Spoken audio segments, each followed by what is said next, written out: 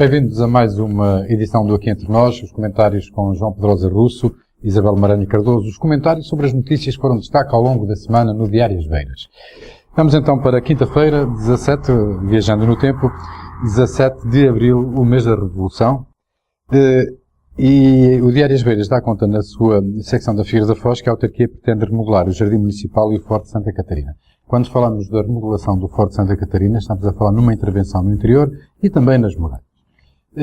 Isto pouco tempo depois da regeneração urbana. E esta candidatura a ser bem sucedida será também nesse contexto. E o Jardim Municipal no contexto da remodelação do mercado municipal. Mas aqui é que está a questão. O Jardim Municipal, obras outra vez? Pois 10 anos depois, ou 12 anos depois. Nova, da inauguração, pelo menos em relação à inauguração. 9. Eu acho que aquelas obras não foram muito felizes.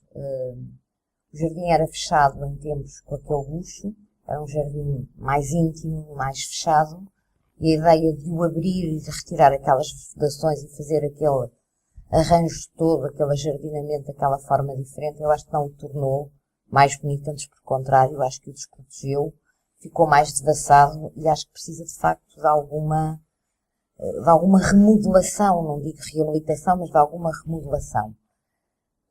Se de facto nas sobras, entre aspas, do quadro comunitário há verbas, como aquilo é uma área toda de intervenção, de reabilitação urbana, eu acho que é um bom aproveitamento tentarem fazer com que aquele espaço se torne mais aprazível para a cidade.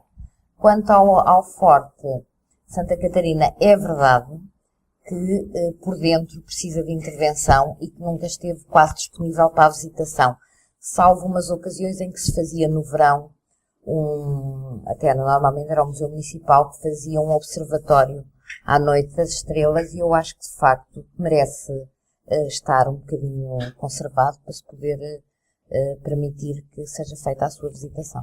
Agora no Jardim Municipal já se podem ver estrelas, porque antes como estava mais fechado não se conseguiam ver tantas estrelas. Mas só quando há estrelas no céu. É quando há estrelas no céu.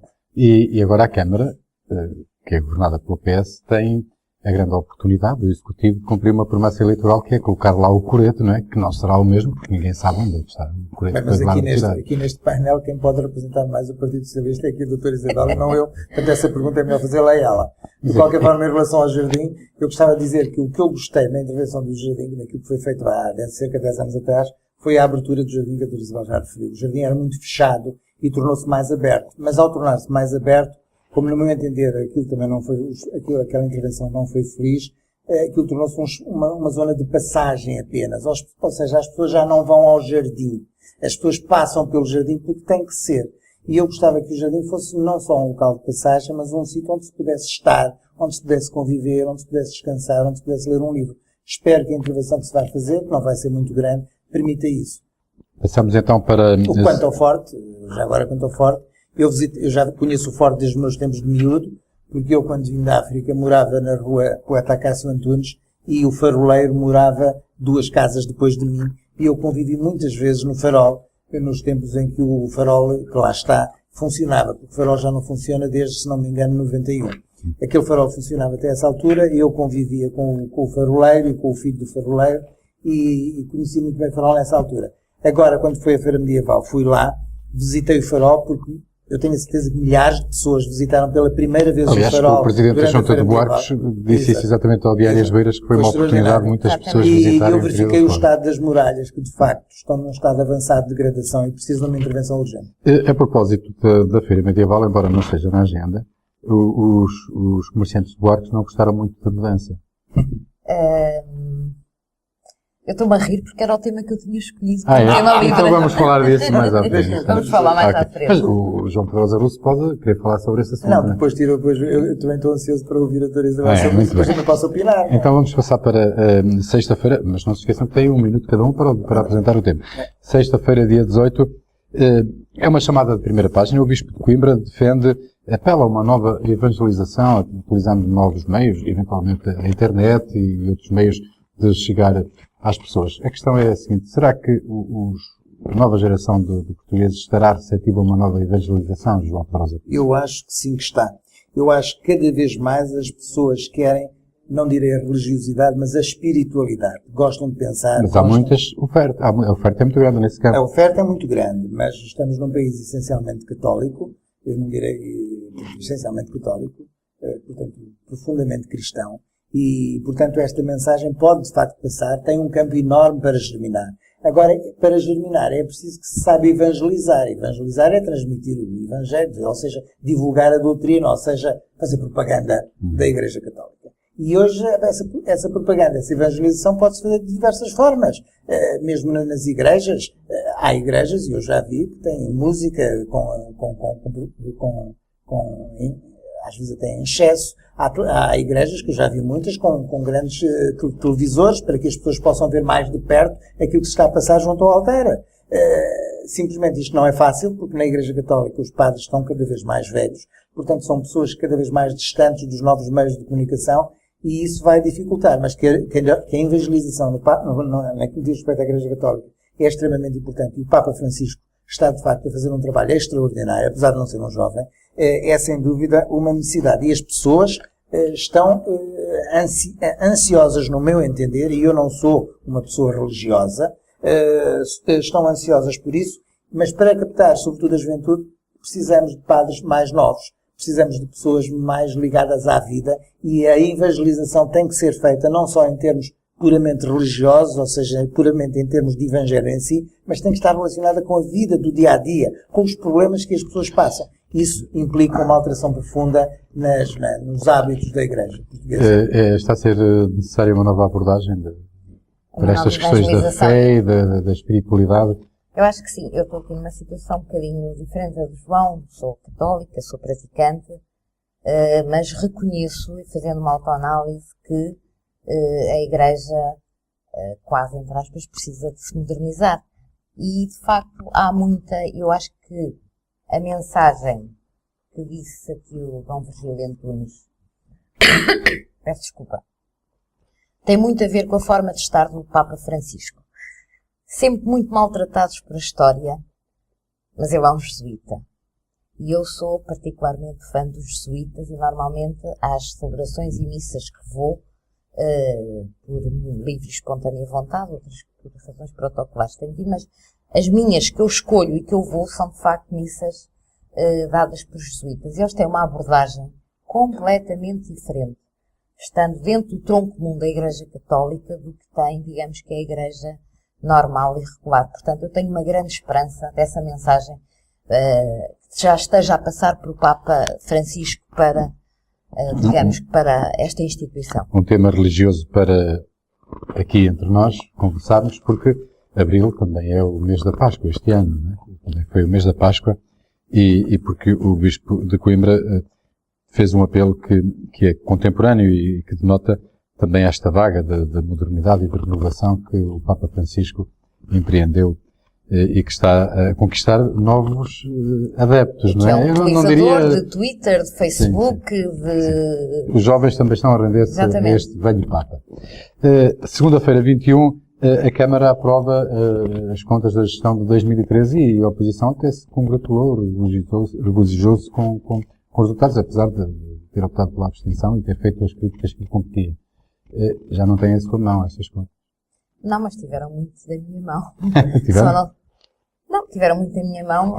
Não quero ser presunçosa, mas como abandonei funções executivas em abril, quer dizer, digamos, quase meio ano. Ainda deixou algum trabalho sim, feito? Ainda não, deixei, e naturalmente que não é mérito meu, quer dizer, nós adotámos, naquele então, o executivo que eu fazia parte, e agora o executivo continuou, adotámos claramente uma política de estabilização da parte financeira e de credibilização da entidade município, que continua a ser seguida e bem, e de facto tem-se mantido a mesma linha orientadora com que há 4 anos iniciámos este mandato. O plano de saneamento financeiro também não dá muita margem para sair dessa linha. Sim, é verdade. Aqui em causa são as opções daquilo que se pode fazer com pouco dinheiro que resta, não é? Sim. Aí é a diferença da política, que é com o que resta, como é que vamos reafetar. Agora, o que eu quero dizer é que, apesar de tudo, há muitos municípios em Portugal que, depois de terem feito saneamentos financeiros, genericamente fizeram como que voltaram o contador a zero e voltaram a disparar em níveis de despesa. E aqui não. Há uma consolidação continuada de um controle orçamental e financeiro rigoroso. E o Executivo está de parabéns. Naturalmente que a dívida diminuiu porque os empréstimos também vão vencendo os anteriores e o serviço da dívida vai ficando um pouco mais aliviado, mas ainda há um longo caminho a percorrer. Pelo menos até 2020. Exatamente, até à consolidação total. João Pedro Russo, e desta vez não saltei nenhum dia, porque no sábado de Arias Beiras não foi para as bancas por ser Páscoa, portanto passei de sexta para segunda-feira, porque foi mesmo assim. Estas contas da Câmara espelham o rigor que um plano de saneamento financeiro exige? Eu já tinha tomado nota disso. De facto, no meu entender, nesta sessão, não houve aquela política que muitas vezes acontece em sessões deste ano na Figueira da Foz e fora da Figueira da Foz, porque ao longo do último mandato, graças ao Dr. João Ataíde e graças ao rigor da Dra. Isabel, houve uma linguagem de verdade e uma linguagem de rigor. E sempre que isso existe, isso é positivo. Por isso, as contas foram aprovadas, eu sei que por maioria, porque o PSD absteve-se, mas o PSD congratulou-se com os resultados obtidos, o que é positivo quando se reconhece que o trabalho que foi feito foi bem feito. Portanto, o endividamento foi diminuído, tinha mesmo que ser diminuído, aliás, o endividamento das câmaras está a ser diminuído em todo o país, mas foi substancialmente diminuído, o que é de louvar, e esperemos que os próximos anos sejam anos em que possa haver projetos úteis à Figueira da Foz, financiados de outra forma, com maior rigor e com uma participação mais ativa por parte da população, porque a população pode também participar nos orçamentos, por exemplo, no caso dos orçamentos participativos, que é um aspecto que eu gosto de salientar ao nível da cidadania. Não obstante o rigor financeiro da Câmara, a Câmara vai, no dia 22, no Diário das Beiras, dá conta de que a Câmara oferece livros à Biblioteca, através da Biblioteca Nacional Municipal, a propósito de uma efeméride. Isto é uma boa notícia, né? Da leitura, para quem gosta de livros, né? Eu acho que sim. E é uma maneira também de promover a leitura, claro. Exatamente. Sobretudo para promover a leitura, e presumo que o Jota quis fazer essa ligação de uma Câmara com contas equilibradas e oferecer livros como quem está a fazer um ato de esbanjamento público. Não. Mas não, porque seguramente que isto há de ter sido contratualizado com determinadas editoras, que no sentido de colaboração com o eventualmente coleções com exemplares repetidos, não? Que só têm a ganhar, porque quanto mais incutirem os hábitos de leitura, mais as editoras venderão, portanto, no fundo é um investimento no seu negócio futuro. De maneira que eu acho uma excelente iniciativa. Não foi com esse intuito, esta ligação. Isso não obstante, João Pedro Russo gosta muito de livros. Eu sou um leitor compulsivo e gosto imenso de ler, e portanto fico sempre satisfeito com iniciativas deste ano. Isto é uma iniciativa simbólica que visa chamar a atenção das pessoas de que devem ler e que é bom ler, é agradável ler, e sobretudo quando se convidam jovens, como aconteceu, porque isto é no dia de hoje, como aconteceu hoje, convidando os jovens a usufruir do prazer de ler e a ensiná-los a ter amor pela leitura, e sobretudo jovens dos jardins de infância, que começam logo desde pequeninos a ter gosto pela leitura. Isto é extremamente positivo. Portanto, isto é uma iniciativa de louvar, é uma iniciativa que não custa muito dinheiro, se calhar ficou gratuita. Ora, e acho que a propósito de livros e de pouco dinheiro, ainda mantemos este rigor orçamental na linha de condução deste programa, uma editora figueirense de livros digitais está na vanguarda. Porquê? Porque foi a segunda editora portuguesa a enverdar por este formato de livros. São mais baratos para quem os publica e também para quem os compra. E provavelmente também uma maneira mais fácil de chegar a um número maior de leitores e de estimular o gosto pela leitura junto dos mais novos, que são quem utiliza mais as novas tecnologias. É verdade. Eu acho que estamos a assistir a uma era, a ser um bocadinho exagerada, nos que nós chamamos as indústrias criativas. E esta é uma daquelas que podiam ser classificadas na área das indústrias criativas. E sobretudo por uma razão que o Jota diz muito importante, que eu há bocadinho atrás ia mencionar. Os jovens hoje não leem. É uma dificuldade tremenda. Eu noto uma diferença da geração das minhas filhas para os meus sobrinhos. Eu estimulo, eu ofereço livros e não leem. Portanto, de facto, através da via digital, talvez se entusiasmem a ler. Eu sou sincera. Acho que tenho um domínio absolutamente normal das modernas tecnologias, portanto não tenho dificuldade em lidar com elas, mas confesso que continuo a preferir o papel. Tacto do papel. É fundamental o cheirinho do papel. Também não estou a imaginar e o livro. João Pedrosa Russo abdicar da sua generosa biblioteca a favor de um computador, não é? É verdade que não. Mas olha, quando viajo, e quando a viagem é longa, uso o iPad para ler alguns livros. Levo sempre um livro comigo, isso é fundamental, mas uso o iPad porque permite variedade. Agora vou ler qualquer coisa sobre história, ou um romance, ou uns contos, e utilizo sem dúvida isso.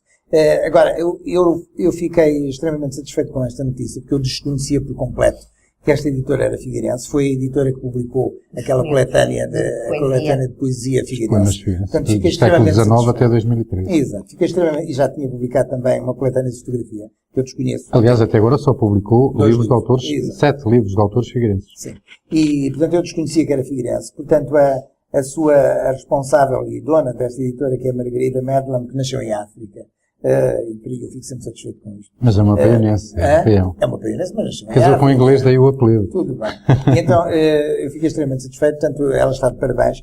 Isto é uma iniciativa que permite que os livros digitais são importantes porquê? Porque chegam mais facilmente às pessoas, ou seja, um livro editado digitalmente aqui pela Câmara da Figueira, por exemplo, como aconteceu com esta coletânea, chega à Austrália passado segundos, não é? E pode ser impresso imediatamente. E era muito mais difícil se tivesse de ser transportado. Portanto, isto é o futuro está aqui, muito embora eu nunca vá prescindir dos livros em papel. E por outro lado, fiquei a saber que quem quiser editar um livro por apenas 100 euros... A partir de 100 euros. Aí, a partir de 100 euros. A partir de 100 euros pode editar um livro, que é extremamente interessante. Eu convido todas aquelas pessoas que têm poesia em casa, que têm contos em casa, e que não sabem como editar, porque editar custa dinheiro, que façam a edição digital através desta empresa figueirense, porque é mais fácil chegar aos leitores. Um livro de poesia fica mais caro, porque a paginação, digamos, o layout é diferente, dá mais trabalho com a fotografia, mas com pouco mais de 100 euros consegue ter o seu sonho realizado, depois de ter plantado a árvore e seguramente ter um filho ou mais. E sentir-se uma pessoa totalmente realizada. Quais são os assuntos que trouxeram para esta edição? Isabel Maranha Cardoso. Eu já disse, não é? Foi a realização aqui da Feira Medieval aqui no junto ao Forte de Santa Catarina.